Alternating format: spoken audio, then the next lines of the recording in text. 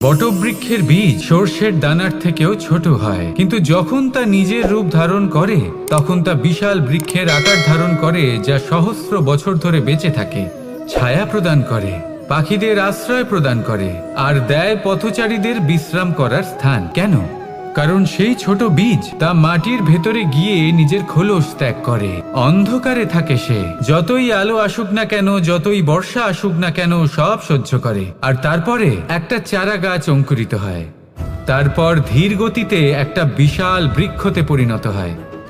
দেখুন, জীবনে কঠিন সময় আসে, এই জন্য নয় যে আপনি হার মেনে নেবেন, এই জন্য আসে যাতে আপনি ভবিষ্যৎ নির্মাণের জন্য নিজেকে তৈরি করতে পারেন।